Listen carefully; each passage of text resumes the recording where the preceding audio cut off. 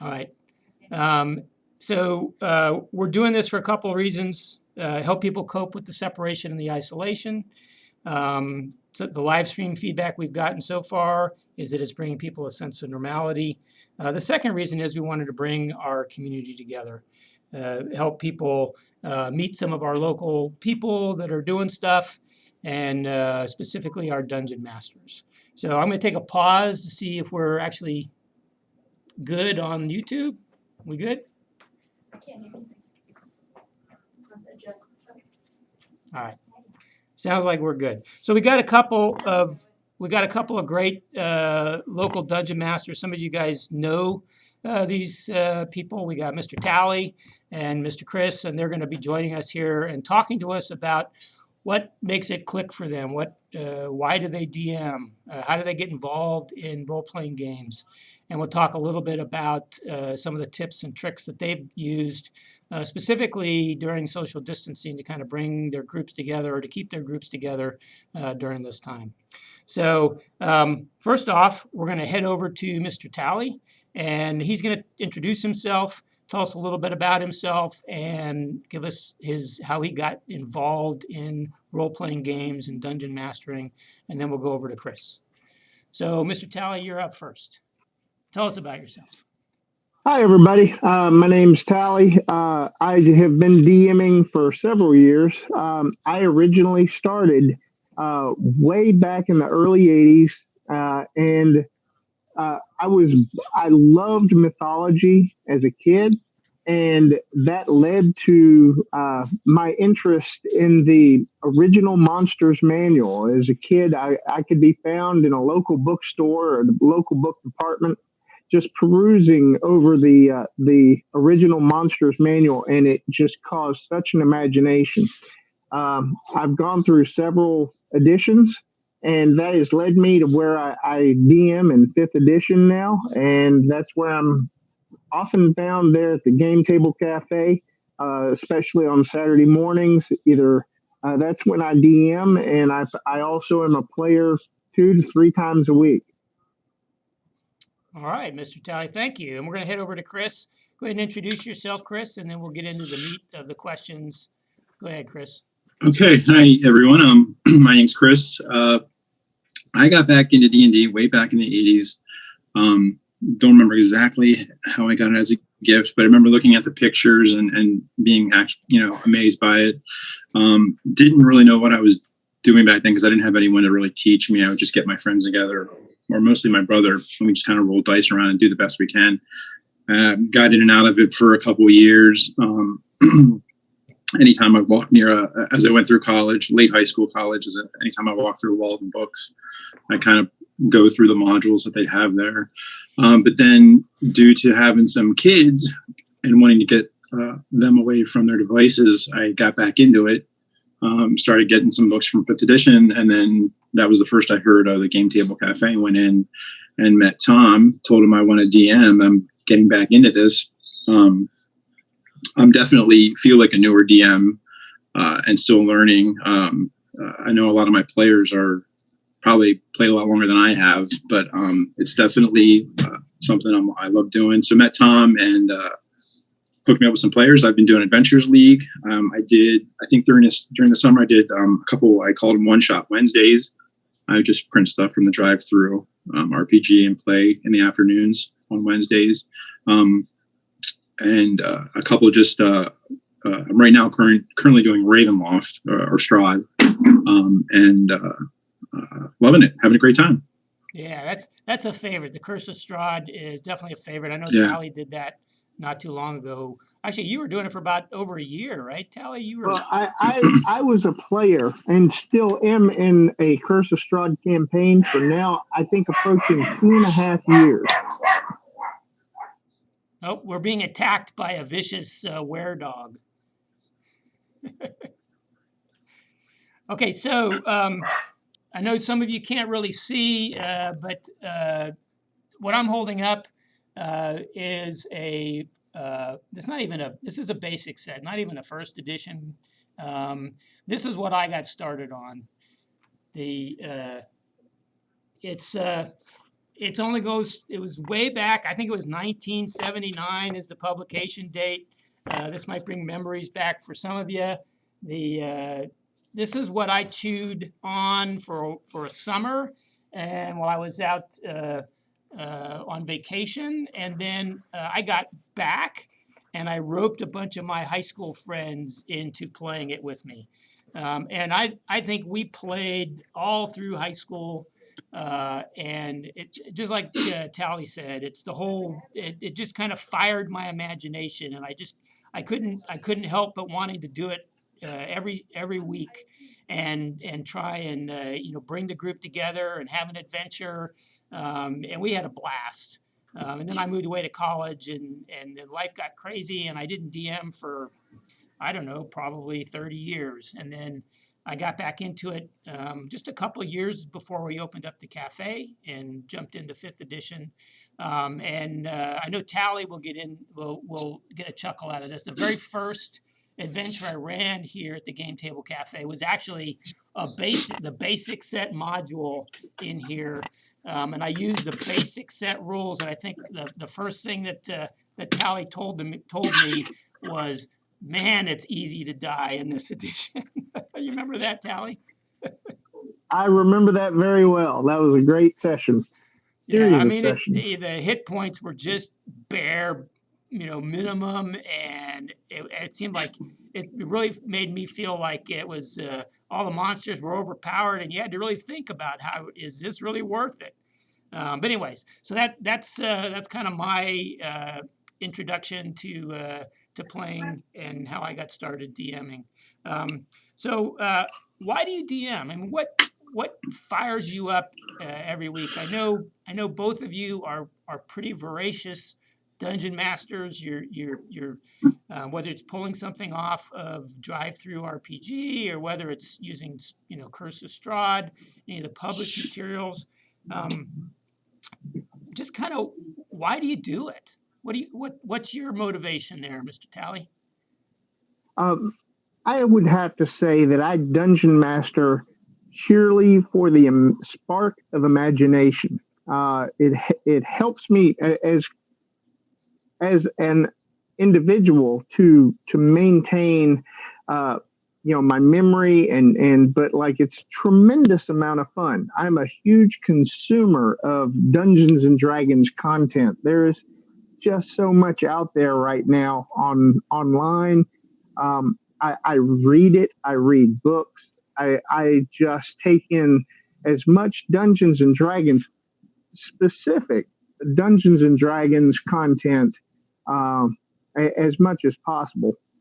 And it has a lot to do with the content within the game. I mean, there are hobbies within the hobby, from miniature painting to crafting, terrain, to entire dioramas. I know that the Dungeon Master or the Game Table Cafe has an entire, like a city block sized item, for a waterfront for terrain.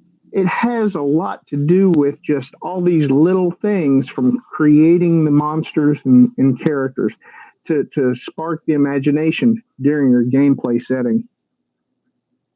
So imagination and just getting that sense of adventure and the fact that you're consuming a bunch of stuff, you just need an outlet for it, and that's the way what drives you to Dungeon Master. Am I reading that right? That is it. Yeah. How about you, Chris? What drives you? Yeah, definitely like what Tally said, imagination and the creativity. I love creating. I like doing a lot of the campaigns, so I'll use them as a base, and then from there, there's so much information with the history. Like it's when I got back, I'm going to be using Strahd as an example because that's what I've been playing the most, and one of my favorites too. And I had Ravenloft when I was little and played that. I'll use Curse of Strahd as the base, and then there's so much out there. Even though I'm not familiar with some of the earlier editions, I can get to them pretty quick, and then add things to it and create the game from there. I think I don't know if he's might be listening. Ariel, one of my players in the Strahd we're doing now.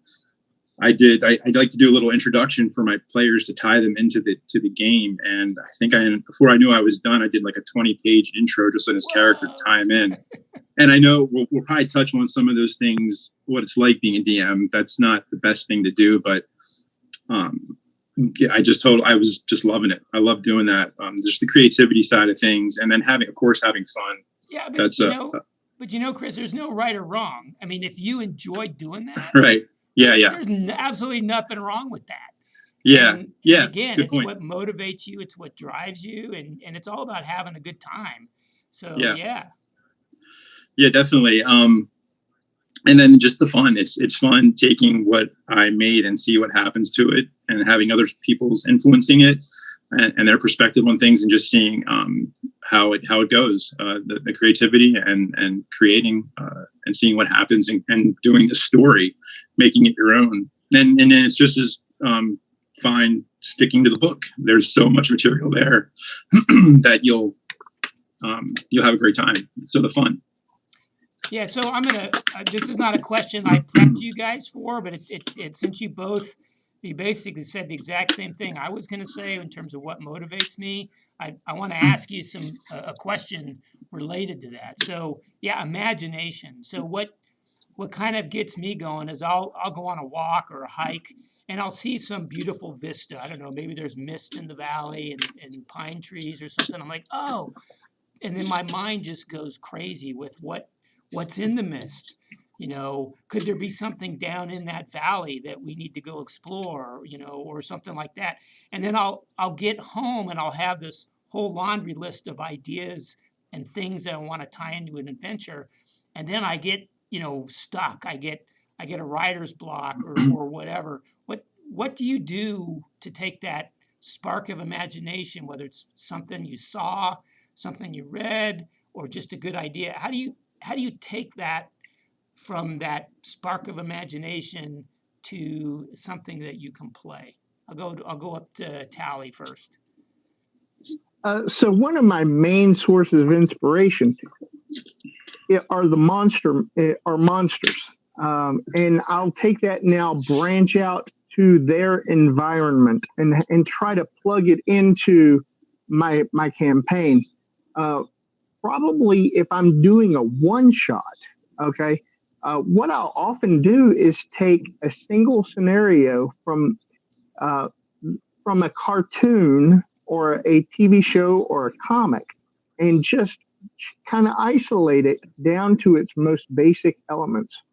I know this sounds very strange, but if you look out on YouTube for an old mid 60s cartoon called Hercules, those 5-minute segments, that's all it was, is a great source of information, source for inspiration for creating these little vignettes, I'd call them. Somebody has stolen the kingdom seal. You can't rule the kingdom without it. So, and then let them go. That's how I turn it around and turn it into a tiny adventure. Cool. What about you, Chris? How do you take that spark of imagination into something that you can play? Yeah, I'll definitely I'll go online, or I'll go into past editions or books. Like, again, I'm going to go back to Strahd. When I started to get back into this, I got the novel I, Strahd. I read that, the first 2 books, the novels, I read them. And then I got the audiobook on some of the other ones. But the first 2 are definitely real good. But yeah, I'll go into the history of like if I'm doing a specific campaign. And then sometimes if for one shots, or I haven't really done a home brew or a campaign, but just reading the news sometimes, or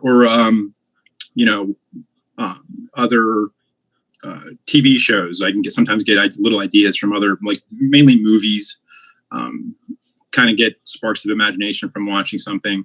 But definitely I'll go into the history or past editions of things, and YouTube, watch videos how other dungeon masters run their games and what they add to it. If I get stuck or need some inspiration. Yeah, I mean, YouTube, Google, Drive-Through RPG. There's so much stuff out there today. It can Definitely. sometimes be a little overwhelming. What I try and do. So let's say I'm hiking in the Appalachian Trail, and I see this really cool vista of uh, a valley with forest, and then there's a mist, and I'll come back, and the first thing I'll do is I'll create the boss room or the boss dungeon, um, because that's where I want everybody to end up, and then I kind of I expand outside of that, and that's where, like what Tally does, he goes to the monster manual, like what what monsters of imagination best fit in this valley scene that I have envisioned, and I'll thumb through and grab a couple that I think I want to use in this thing, and then that usually, if let's say I grab a bunch of kobolds, maybe there's a kobold clan or something, that will, well, why are they there? What are they doing in that valley? How are they connected to the mist? Are they as afraid of the mist as the local population, or are they the ones behind the mist?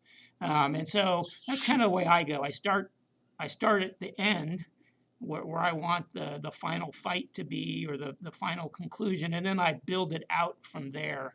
And oftentimes the storyline just seems to write itself after I start there, grab the monsters I want to use, find out how they're connected to what's going on, and it just, most of the times the storyline just kind of evolves. Now that's if I'm doing a one shot or homebrew, and then I know both of you have some experience with this, the whole world building. I mean, do you need to stop at the end of that adventure in the mist of the valley of the mist, or do I then take it farther? Do I say, okay, maybe there's a connection to the local kingdom here or the local baron, and then you can just kind of allow it to continue to grow. And of course, that's sort of what we did here at the cafe with Agasteel. And that, I think, it was fun for a long time, but it was a lot of work for a lot of dungeon masters. But I think a lot of people really enjoyed that. So let's move on. What are you guys DMing right now? And I mean, I know both of you do Dungeons and Dragons. I mean, is this your preferred system? And then if inside of Dungeons and Dragons, what's like either the adventure you're running now that you really love, or maybe an adventure that you've run in the past that you really love? So Tally, tell us what you're running now, and is it your favorite, or do you have something else that's really your favorite? So I do run just 5e now. That is the only system I play in, really, and it is really the only system I run in Dungeons and Dragons. I have dabbled in another system called Dungeon World, which is a D6 system. I prefer 5e, and I kind of made my decision to go with it over Pathfinder because, it seems 5th edition, to me, is a simpler overall system. And in other DMs will understand this whenever I say it's less crunchy, as far as the numbers go. But in my opinion, it is easier to get a new player streamlined and playing and having fun quicker than any other system that I've found that is adopted by a large audience. They could take the 5th edition, know it, and then move in from game to game with different DMs. And I think that's very important from a DM's perspective, to generate new DMs and new players. And that's why I stick with the 5th edition. Yeah, but I think it's been interesting observing, from the cafe's perspective. We've had a lot of different systems come in. you know, we've definitely got a lot of D&D. We've had some D&D 3.5. We've even have a D&D first edition going on early. We've had a couple of Pathfinder groups. We have a couple of Pathfinder groups that meet here regularly. And a lot of people have tried to get momentum going with other systems. And it's been quite a challenge, I think, for people. I think they're fighting a niche within a niche. And there's a lot of people that call into the cafe every week that want to get into Dungeons and Dragons. I don't get a lot of phone calls for other types of role-playing systems, but I can almost always connect a player with a dungeon master, or if a dungeon master comes in and says, "I'm looking for players," I've got a list of player interest forms that I can connect people together, but I can't help those other systems gain the momentum, although I've tried. A lot of that has been all just personal contacts, and they bring in their friends to play. But it's hard. If they don't have that, it's hard to get the momentum going for a lot of other systems. I do want to talk to the audience here briefly and say that if you've got questions of us, please post them in the YouTube chat channel. We've got somebody monitoring that, and they'll feed it to us, and then we'll deal with the questions, whatever it is. Over to you, Chris. What are you DMing? What system, and what's like your favorite adventure? Right. Well, like I already mentioned, my favorite and the one I'm doing a lot of is Curse of Strahd. But I did the Adventures League. I did the Mad Mage. I did that for several weeks. That was a lot of fun. I've done a little bit of the Princess of Apocalypse, but definitely I'm doing that right now. And D&D 5th edition is definitely what I'm comfortable with and what I know. I'll be honest, I don't have a lot of experience DMing or running other systems, but getting back into this, it's opened up a curiosity to other systems that I've definitely been looking into for the last couple of years now. But D&D is definitely the one. I'm not familiar with Pathfinder. I kind of relate that to I remember when Pathfinder came out, and just kind of being like, I don't know the history of it. I know a little bit, but I just felt like they were ripping D&D off, and whether they are or not, I have no real clue. But I was just like, man, I was younger, and I was like, man, they're ripping D&D off. I just want to stick with D&D. And so when I got back into it, I just didn't, just went straight to D&D. Never played Pathfinder at all. Yeah, so, just so we're clear, it was legit. Okay. yeah. Since I've gotten back in, I've read some things, and it's interesting. Yeah, basically, but, yeah. Wizards of the Coast sold the rights to D&D 3.5, and Pathfinder was basically D&D 3.5 with some modifications. Yeah, and it was the most popular system for many years, because Dungeons and Dragons 4th edition it just didn't go over. It just flopped. Yeah. So yeah, that's what I found out. And in my teens and late teens, I didn't want to look into it. I just saw another system, another game that looked like D&D. I was like, nah. It's like I'm an Apple. I carry it to an iPhone. I'm an Apple. I won't go to Android just because that's what I know. That's what I started with. Started with D&D. That's what I'm most familiar with. If anyone comes along, I feel like the Pathfinder was too much like it. So, but since now I'm older and wiser, hopefully, I'm definitely interested in it. I wouldn't not play it now if it came up, or maybe someday get into it. But so D&D, and then Tom, I talked to you about this as far as other systems. It's created this curiosity. I've been reading other systems. I have Monster of the Week. I have Blades in the Dark. I got Kids on Bikes. I got Fate.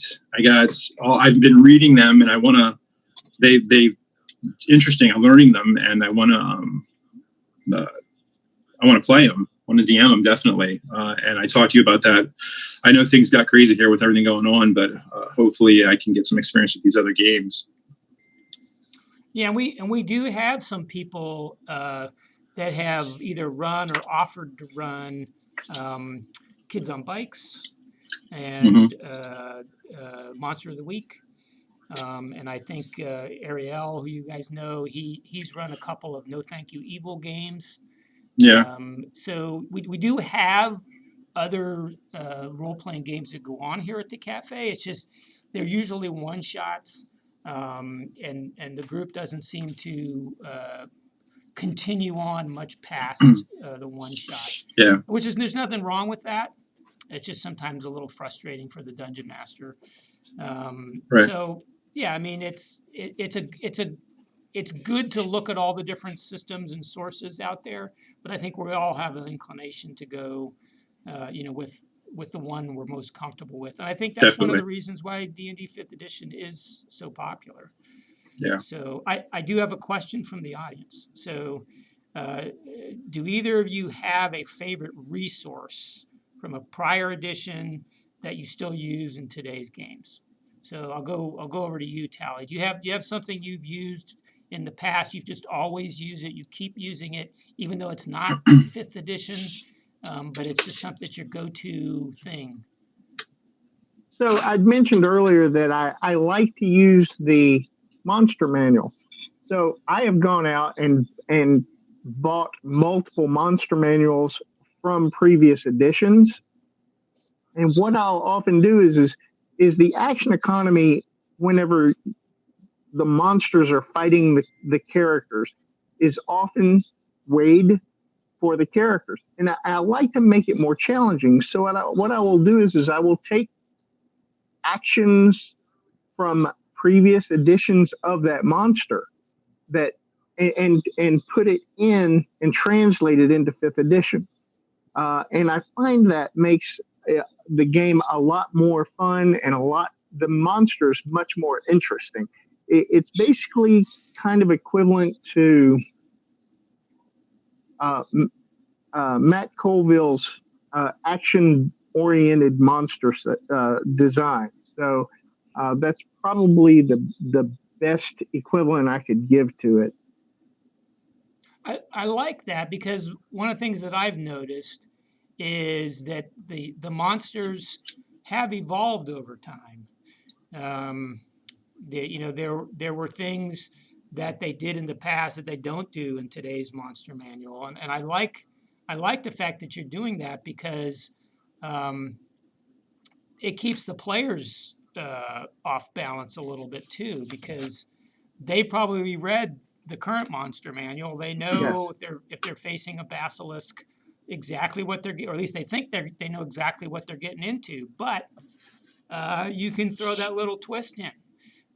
This is a basilisk, but it's not what you think it is, and that kind of throws them off a little bit and actually heightens their sense of adventure in what's going on. I really like the way you're doing that. How about you, Chris? I know you played for a while, then you stopped, and then you got into it again. Right. Is there a older resource that you go to? Yeah, I'll go. Like Tally said, I'll go into I have some other monster manuals, previous editions. One of my favorite ones is I love the Fiend Folio. I'll go to that and get ideas, and then I'll also just tweak too what's in the book that I'm currently running, or the one shot I'm currently running too. But definitely past editions of monster manuals, or past editions of the current module I'm running. I'll go into them and pull some stuff out from there. So I know this is a throwback Sunday, I guess, because here's some of the old resources that I go to. What we've got here is an old Dragon magazine. I think some of you who played in the old school days might recognize this. I've got some. These are actually really old ones. They're not new. So interesting that some of the stuff in here is incredibly imaginative. There's whole little mini dungeons written in these things. I've got a bunch of these at home that I've kept through the years, and that's a resource that I really like to sometimes just sit and thumb through. All right, That is an let's move outstanding on. resource. So, tell us a little bit about your style. How do you DM? Do you prepare extensively Or do you just kind of go in with a rough idea and an outline? How do you handle combat? Are you very tactical, or are you kind of more general in how you handle combat? Do you use miniatures, theater of the mind? Tell us a little bit about your style. We'll kick it off with you, Tally. How do you like to play? So for my basic campaign, I'm very, how do I describe it? Sandbox, and I usually plan a very large encounter, a heavy fight every couple of sessions or two with the story heading that direction. Now, for anything that happens between the start point and getting to there, I will typically throw something on a whiteboard or even do theater of the mind at that point. But what I has been described to me as a set piece encounter, that's something where you may have terrain set up for, and you're planning a very tactical encounter. But getting there is usually theater of the mind or a thrown together encounter. That's for my usual sessions. Now, for a one shot, I run it a couple of different ways. I have a story that I want to give the beginning, the middle, and the end, and how they get there is, kind of guided. I wouldn't say railroaded, that's a bad term, but you're definitely guiding them because you want them to see the end of the story. And then I have run one shots where I ran this at the game table cafe. It's probably been about 3 years. I had a single paragraph, and we ran for 9 hours. And I said, okay, I gave them the scenario, something happened, and they're off to the races. So I pull a full bag of tricks whenever I'm DMing, just kind of depending upon the people I'm DMing for. Okay, that makes sense. Tailored to your audience. So I've got a question from the audience before we go to Chris, and I ask him that. And the reason I'm throwing this out here now is because I think Tally might be able to answer it better than if you hear it from me. But a friend of mine asks, his name is Todd. Todd ran a character back in 1979 in one of my campaigns. His name was Cameron the Dwarf. And Todd asks, is Tom still as tough a DM as he was back in 1979? I don't know, but I know, Tally, you've been a player in one of my games. Am I a tough DM or am I a pushover? What do you think?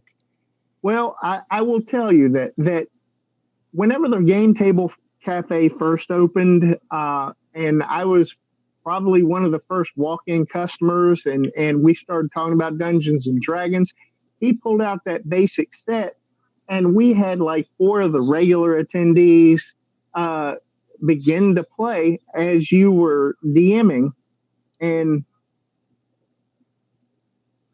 he runs it by the book. At least it sure seemed like it. I couldn't recall all of the rules to the basic set there, but I was a rogue with 3 hit points.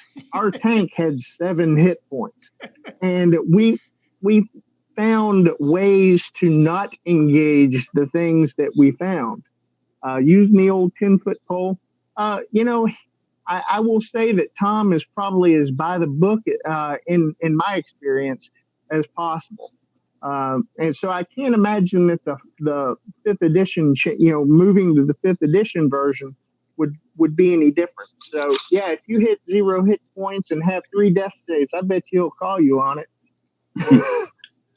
Yeah, I mean, if you die, you die, And Todd, hey, I'm sorry about Cameron. I don't remember the details. You probably do, but that's a throwback for me for sure. I will say, sorry to interrupt there, Tom. I would say that in general, players now aren't as experienced with death as the old school guys. Yeah, maybe. I mean, there were no 3 death saves back in Yeah. when I first. I mean, when you got to 0 hit points, that was it. Game over. And maybe Todd, next time we get together, maybe I should give you 3 death saves, and maybe you'll be able to resurrect Cameron the dwarf. I don't know. But let's move on to you, Chris. So tell us about your style. Are you really tactical? Do you do a lot of prep, or just kind of outline? I mean, tell us Yeah. about how you do things. I definitely over prep. I definitely over prep. And then what I prepare, I probably only use just the way things go is, I don't want to say minimal, but obviously not everything I prepared for. But yeah, and that's part of the creating of it that I enjoy so much. I try to make sure I have my backstory straight, and I like to go in with a basic outline of the major players that are going to be involved to move the story forward. I'll have some notes and some note cards to make sure that it goes forward the way that fits with the story or the game. So definitely over prepare. That's something I'm currently working on. And then as far as tactical, definitely I'm not a big mini collector. But I have maps to lay out and draw. And when I typically play, when it's time for an encounter of that's important or significant, I break out the map and draw the scenario out. And usually my players that I play with, they all have minis or something to bring, and we'll position and do the encounter. If there's some small encounters that we got to roll for initiative, I use theater of the mind if it's pretty basic. And especially with getting good practice with that with Discord right now. But at the table, maps on big encounters, theater of the mind on smaller stuff. Okay, fair. So I want to take a little pause from some of the questions that we've got. Another question from the audience. This one comes from John. Tell us a little bit about world building. If you haven't done it, I mean, I think both of you were involved in the Agasteel build that we did a couple of years ago. What can you say? What do you have resources that you use? Do you start with a map and then go region by region, or do you start with a campaign and have the characters discover as they go? What have you done in the past? And I guess I'll kick it off with Tally. What's your experience with world building, and how do you do it? So whenever people talk about world building, they're talking about creating a world from stem to stern. And you're exactly right. That's kind of what we did in the Agasteel project. And there's nothing that ever is created that goes to waste, in my eyes, whenever you're creating the world.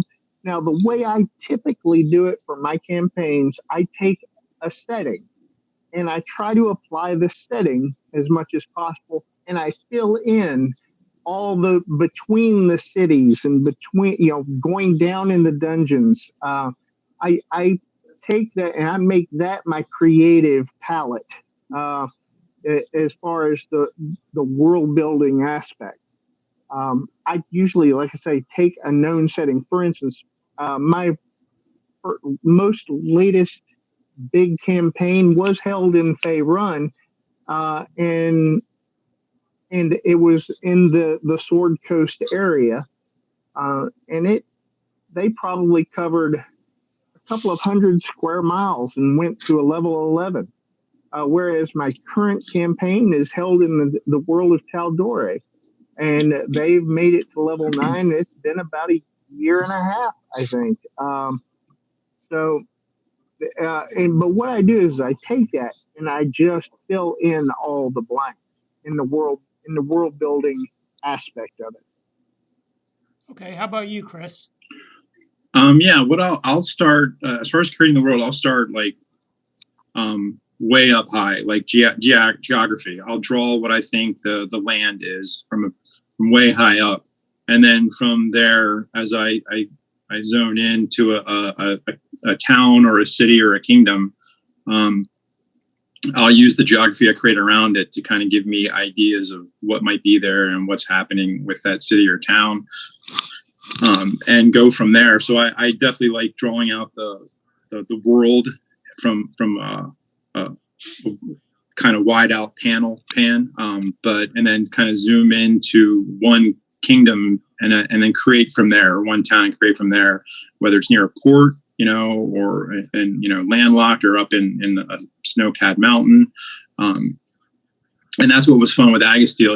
We had these different regions. We had a coast, we had high mountains, and I think we even had a swampland. And I like to start with the big perspective and then zoom into something specific and kind of start from there. What kind of people might inhabit it, the economy of it, how many nobles, how many, what's the system, the economic system, what's the trade. And then go from there. What kind of people would be working there? What would be the main job? Who's taking advantage of who? Then you get political, and then so that's fun. That's how I like to start creating the world. Hey, Chris, what was I can't think of it. What was the name of the mapping system that you used to make that first Agasteel map? Yeah, that was Incarnate. Incarnate. Yeah, Incarnate or Carnate. Incarnate.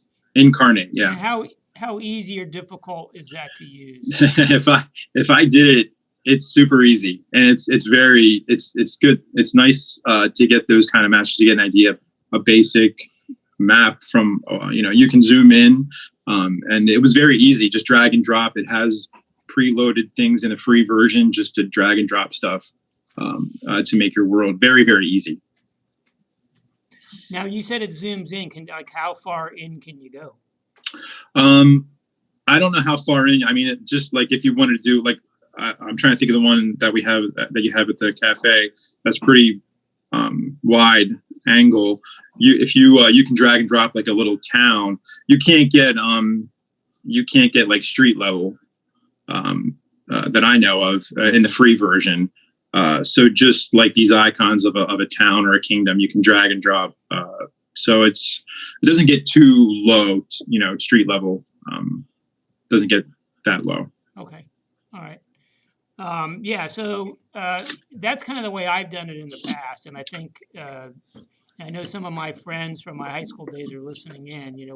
We had this big hand drawn, because we didn't have anything like Incarnate map, that we just had some hex paper, and we just, colored in green where the forest was, and brown where the mountains were, and blue where the water was, and gray where the cities were. And it started off in a really small area, and then it just expanded. And I forget how big the map got. I don't even know if we even have the map anymore, but that's what we started with. And we didn't have the whole map drawn at the very beginning, because none of us knew where it was going to go. I didn't know where it was going to go. But as we went, and then I ended up handing it off to a different DM when I went away to college, and they just continued to add to it. And so that's kind of the way we built our world way back then. I haven't done any world building recently, other than some small contributions I made to Agasteel, where I wrote up a little description of what the races were and why, what motivated each of the races, or not even just races, but some of the ethnic groupings. So-and-so hated so-and-so, and so-and-so had a historic animosity with some, with dwarves or whatever. And just, you kind of build. What Agasteel was a world that for about a year and 18 months or so, about a year and a half, we just, with a group of about 10 very dedicated and fantastic dungeon masters, we just built the world as we went. People went. We had adventures, and we were naming things as we went. I forget. I think the name of one of the taverns was it like the Shackled Halfling or something, because of an incident that happened during one of the sessions. And it was just cool, but it was a lot of work. And I think after about a year and a half, the dungeon masters just kind of got got tired of having to create and run and create and run and create and run, and the players' appetites for it were pretty voracious. And so Yeah. I think one of the dungeon masters said it's kind of like building an airplane while it's flying. It was hard to keep up with everything, and we keeping all the dungeon masters on the same sheet of music, and it was tough. It's a But challenge. it was a lot of fun while it lasted. World building is fun, and at the same time, it's a lot of work to make all the pieces connect. It's something that takes a dedicated effort for sure. All right, so we're gonna take a quick break. We'll be back here in about 2 or 3 minutes.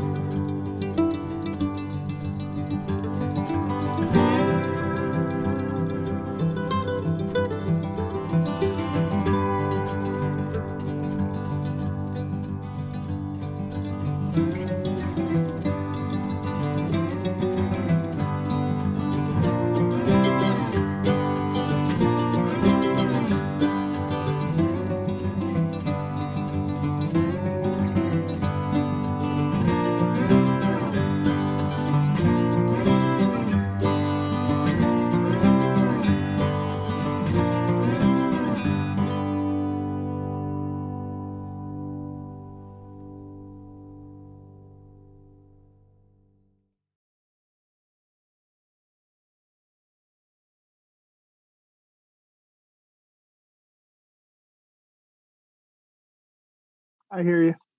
Yeah, I hear you.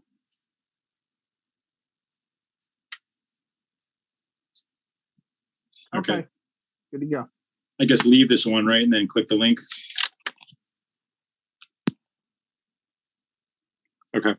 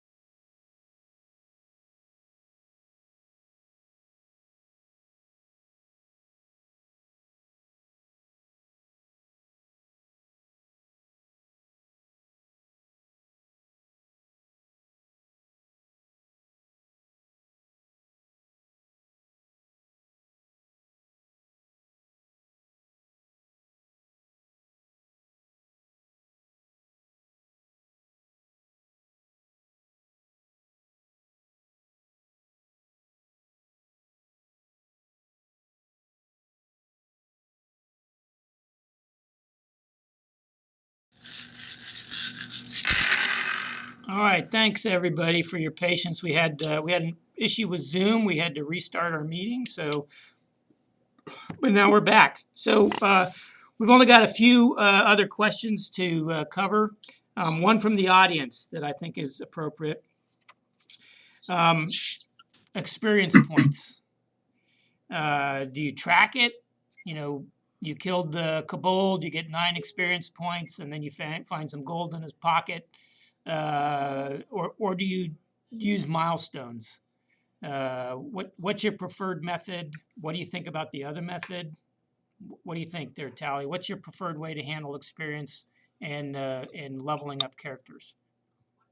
So I have started a campaign with the plan to use experience points. But since 5th edition has brilliantly come out with this milestone system, it is just too hard to pass up. I absolutely think that is the way to go. That said, I do consider the amount of time played as they have played in their, as long as they're familiar with their character and how their characters play. I think that is the biggest thing that comes into play. Since I run a highly sandbox system, I look at more how they play their characters. If they've been running, let's say at level 5 for 10 sessions, and they've cast most of their spells or just done something brilliant, and I play with smart players. They always outthink me, but I can't just give it to them. I make them earn it.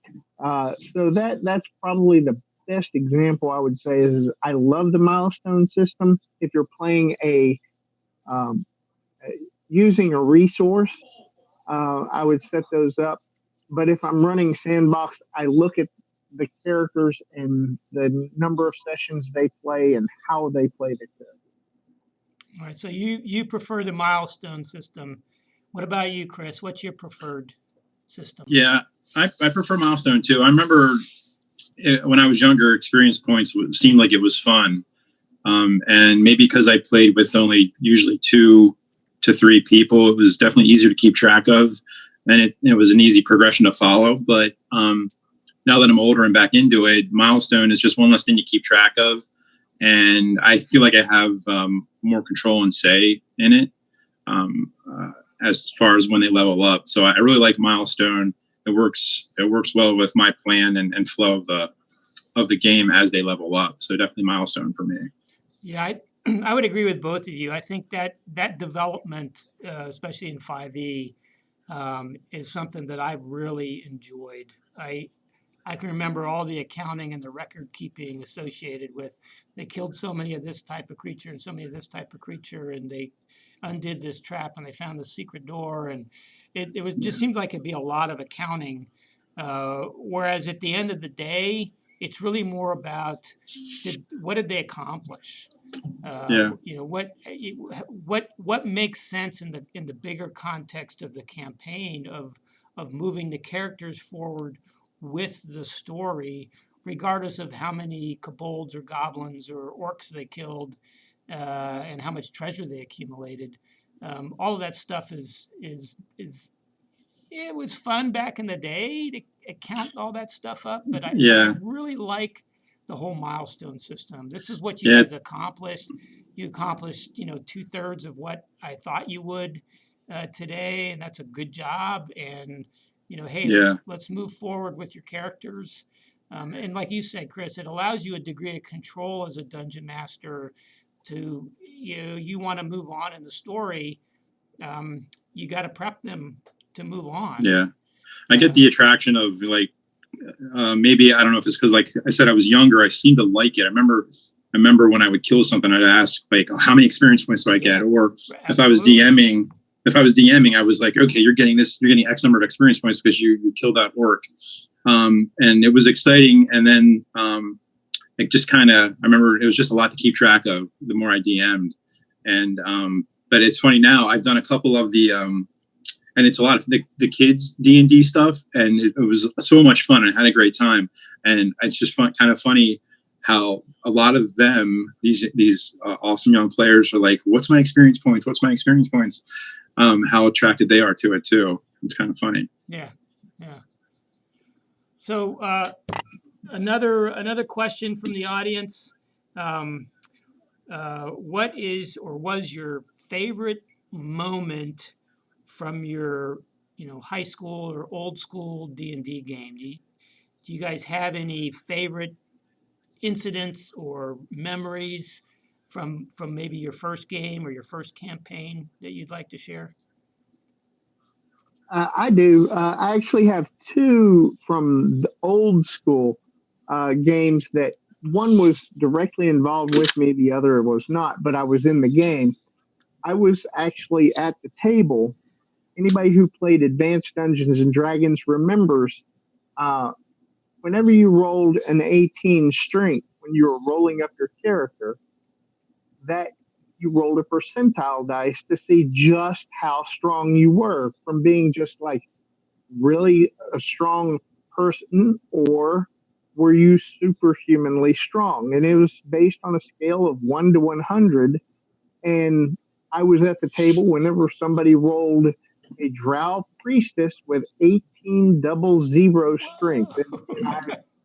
And they didn't know this was a new player. They didn't know what they had done. And like everybody around the table was freaking out, it was a lot of fun. The other really memorable moment from an old school game is whenever a mimic had babies and they looked like coins, and there were hundreds of them, and they were chasing us down the hallway. Those two memories just really stick out. Yeah, kudos to the DM for that one. That was good. Yeah, I have to remember that one. That's good. How about you, Chris? Mine was, I do have a memory when I was I remember being in Dungeons and Dragons club in middle school, and it was in 8th grade. And I don't remember, 8th grade was a long time ago. I don't remember the specifics of it, but I just remember me and my friends just laughing and having a good time. I remember we were fighting a dragon. I don't remember what color it was or what, and we defeated it, and just like talking about it for days, just how I remember I was a fighter, but I just what I remember most is how we felt we accomplished something, and by killing this dragon. I can't remember exactly how we did it, but just defeating this dragon. And it was, in the D&D club, we just did basically one shots because we only had a certain amount of time, and whoever the DM was, we would just fight monsters usually. And it took the club period to get the dragon dead. And I just remember how happy we all were. Yeah, I guess for me, maybe because I'm older than both of you guys, my memories are kind of running together. So if any of my old buddies are listening, I apologize if I get this wrong. But I remember we were running Teagle Manor. I don't know if any of you guys know what Teagle Manor is, but it was a back in the days of TSR. It was a module that was put out. It was a haunted house, and it was set on top of a cliff overlooking the ocean, and off in the distance, the way we had set it up is there was an island, and I don't remember the name of the island or anything, but in the island was a dragon-like creature. I don't even remember if it was a dragon. We called it a Sukian or Sukin. And I didn't even know where that came from, if that was part of TSR's module or if that's something I came up with. I have no idea. But I remember one of the characters happened to be the tank, the fighter, and I think his name was Segoy, was the name of the character, and I don't remember the details. I just remember that when they got to the boss monster fight to fight the Sukian, somehow Segoy ended up on the back of the dragon or the Sukian, and it took off. It flew through the air, and they ended up killing it, and it crash landed somewhere else on the island, and And from that day on, the character Segoy was named Segoy the Sukian Rider. And I thought that was just kind of a cool, that an event, tagged on to somebody's name, and that's about all I can remember of all of that. And I'm sure my buddies probably have more details than I can remember, but that's just something that stands out in my mind of something that happened back in the day. I'll tell you, it's fun to have those moments. I'm talking recently where you can see where the players are really working together, and it creates a memory. It's a lot of fun. Since playing at the cafe, I've definitely had a couple of them doing the Adventures League when we did the Mad Mage. A couple, I remember someone almost dying, and they were in this one tomb, and vampire zombies, I think, were in play, or vampires, and there was only two of my guys there at that night, and the one guy was down, and there was like one of them left, and he was able to and the guy that was dead was on his last saving throw, but his buddy got to him in time. And it was just the way it happened really quick. Like, it was like a movie. He got there, saved him, brought him back to life. These guys, all jumped up and yelled. And those were fun times. Yeah. Yeah.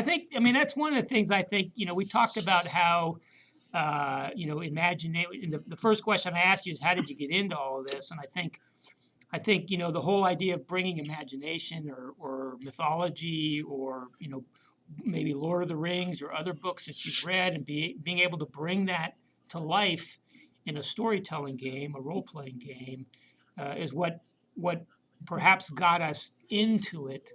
But I think one of the main reasons that people still play is what we just talked about: the memories that are created, the shared story, and the idea that we got to participate in the story creation and telling and acting out, really is what I think keeps bringing people back to role-playing games, and specifically Dungeons and Dragons. To kind of close things out here, because we're right on about an hour, tell us a little bit about what you're doing today in the midst of social distancing to stay connected with your players. Are you still running something? What are you doing, and why are you doing it the way you're doing it? I know what we're offering here at the cafe is Discord, and we've got, I just checked this morning, we had on our Discord channel, we had 3 Dungeons and Dragons campaigns that started at noon, or the campaign sessions that started at noon, and there were 4 or 5 players in each one, and they were rocking and rolling. Most of it is theater of the mind over the voice chat on Discord. Some of them are using some tabletop simulators like Roll20, which allows you to kind of have that battle map on the table and moving icons around to represent the monsters and the characters. But what are you doing, and what's working for you? Let me go to Chris first. What are you doing today, Chris? So I use this money. I always prefer tabletop. I'm not familiar with Roll20 or Discord playing.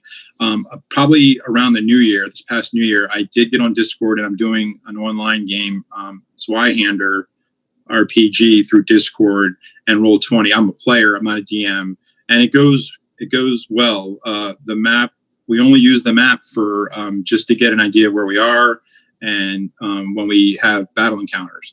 But everything else is on Discord. We talk and communicate through that. So I'm playing. I did. I think I guess it was about a week ago, Tom. I'm not sure we did that one, or I forget what day it was. We did the one on Discord, which I think went pretty good when I talked to the players about it. But yeah, so it's a learning experience for me going on Discord and Roll22. I have accounts for both of them, but really not familiar as a DM with them. I did discover, since we're going through all this, I've been looking at some things, and I'm going to use as a tool for, I think, on Discord. You can Google Drawings is a great tool to use for maps that you can invite your players to through Gmail and link them to, they can connect to your drawing, and then you can drag and drop maps, or you can just draw a map, and it's easier. It seems from the research I've done, it seems very easy. You bring your map up, you can drag and drop. If you have an image, you can drag it in there, and then you can layer it. You can put, you can have your player's picture, whatever it might be, on top of that. And then when you invite them, they have, they're able to move their icon, whatever it might be that they used. It seems pretty easy. Google's usually pretty easy for everything. So it's definitely a learning curve here, but that's what I've been doing. Yeah, so most of the tabletop simulators that people are using are very similar. It's basically a drawing tool, and you can drop a pre-formatted image down on top of the table, whether it be a grid or the map of Agasteel or whatever, and then you can position icons and again 2D drawings on the board, and people can move it or not depending on the permissions they have. And you can use that, like you said, to where are we in relation to everything else. I do want to say the first Discord D&D session that I ever listened to was the one that you ran about a week ago, Chris. Okay. And you didn't have any of that stuff. You didn't have Roll20 or any of that. Yeah. And we just had a couple of Discord bots for rolling dice that were loaded on there. And I listened to you for about 45 minutes to an hour, and I was just totally enthralled. It was all theater of the mind. Yeah. It was all descriptions and the characters, asking questions and you refining the description and we didn't know if we were 30 feet away or 60 feet away or whatever. It didn't really matter. You were defining it based on the actions that they could do, and then they were performing the actions. And Right. I really just enjoyed just listening. It was a lot of fun. Good. So I thought you did a great job. Good. I'm glad. I was a little nervous about it, but yeah, I'm glad it went. The players seem to have fun too, so that's what. Yeah, That's I good. think it's a little intimidating at first if you haven't done Yeah. it. But I think, especially even if you're not super technical savvy, if you just use the voice channel on Discord and the bots, the dice rolling bots that we've got loaded on there that allow you to roll a D20 or roll a D8, it works really well. Yeah. And you have to have your imagination hat on. Yeah, definitely. But people now have kind of stepped it up, and I know a couple of the games that are running today are using Roll20, which again is one of the tabletop simulators. So there's a lot of options out there, and I encourage people to try and get out there and just test drive some of them. How about you, Tally? What are you doing today during social distancing? I literally left a game to be a part of this. I was a player in it, and it was the first time the DM had used Roll20. It, I think, was the first time all the other players had used Roll20, and it went exceptionally well. And we had a new player who I think had only played Dungeons and Dragons one time. That session went amazingly well. Hats off to that DM, Dan. I'm also exploring. I've been a part of Roll20 for several years now. Although I don't use it specifically for online gaming, I think that is the direction that using those tabletop simulators. It's where DMs currently are going to have to be grow toward. It's definitely something I have it. I think that that is the direction we need to be familiar with in times like these. So yeah, I'm starting to put some maps together and develop as a new one shot. Hopefully in the upcoming week or so, I can throw that on and run it for folks there at the Game Table Cafe channel. And I think that's a necessary thing to do. Yeah, thanks, guys. You guys provide some good insight. We're going to kind of wrap this up. It's gone a little bit longer than I expected, but I think it's good. We got some great questions from the audience and some good dialogue with you guys. I guess just to kind of wrap things up, Uh, hey, if you haven't tried joining one of our Discord sessions, highly recommend it. Even if you just listen in, just make sure your mic is muted and make sure you send a text message on Discord to the Dungeon Masters. Make sure he or she is cool with you listening in. But it's fun to just listen in. I mean, and then I would encourage everybody, if you want to run a session on Discord at the Game Table Cafe Discord channel, reach out to us. We'll set the host set up for you, and we'll start contacting those people that we think might be interested in joining you. And then again, we try and post our events on Discord, either in the announcements or in the scheduled events channel, so people can see what's coming up. We definitely got a lot of Dungeons and Dragons going on there. It seems like every day. I think we had 3 that started at noon. We have 2 that just started at 3 o'clock. And I think our last one starts today at 4. But we've got a lot of other things going on. Magic the Gathering I think we had like 8 or 10 people last night playing Magic the Gathering on Arena, and then using our Discord channel to pair up and have a voice chat during the game. And we've got the board game meetups going on where people are using other tabletop simulators, Tabletopia, Board Game Arena, Tabletop Simulator to meet up and play games like Scythe or Pandemic or whatever. They're just meeting up on that channel and playing board games. There's a lot of people out there that are either living alone or they're isolated in the sense that they don't live with people who are interested in gaming. And so they're either going to turn to a video game, but there's just not quite the same thing as interacting and talking with people. And so that's kind of what we're trying to offer through our Discord channel. So thanks everybody for joining us. We'll be doing this again next Sunday. We'll have 2 different Dungeon Masters in, and I'm sorry we didn't get to all the questions that were asked, but we will attempt to bring those up again next week. So tune in again next Sunday at 2 p.m. and we'll have 2 different Dungeon Masters joining me here to talk about what it's like being a Dungeon Master.